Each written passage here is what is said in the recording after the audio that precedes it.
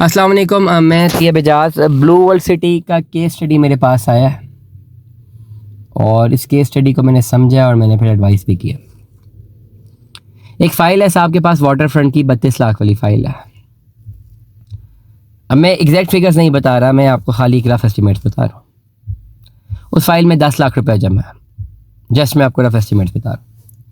दूसरी फ़ाइल है sports valley की, 20 लाख वाली फ़ाइल है। उस फाइल में भी चलें फॉरेनर स्टैंडिंग 10 लाख रुपए जमा। क्या करना चाहिए? पहली तो जो वाटर फ्रंट वाली फ़ाइल है 32 लाख वाली, उसमें अगर 10 लाख जमा है तो 22 लाख तो पहले एक जमा कराना पड़ेगा। फिर डेवलपमेंट चार्जेस अगर 2022 की बुकिंग है तो as per the policy 3 lakh रुपए पर मरला लग सकते हैं। आई विश कम लगे, लेकिन डेवलपमेंट चार्जेस अच्छे खासे लगेंगे, तो 3 लाख पर मरला के हिसाब से मल्टीप्लाई कराएं तो देखें आगे क्या हिसाब बनता है। नंबर 1 तो पहली तो बात यह कि वाटर फ्रंट के अगेंस्ट ही 40-50 लाख रुपये पेंडिंग है।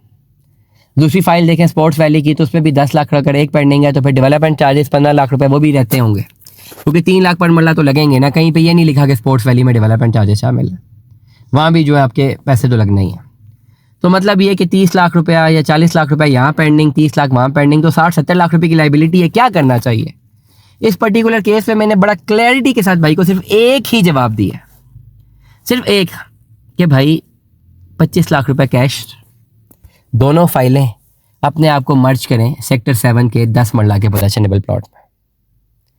ये ही बेहतरीन अपॉर्चुनिटी है, इसके अलावा कोई और अपॉर्चुनिटी नहीं है। इस अपॉर्चुनिटी को अवेल कीजिए, अवेल दिस अपॉर्चुनिटी।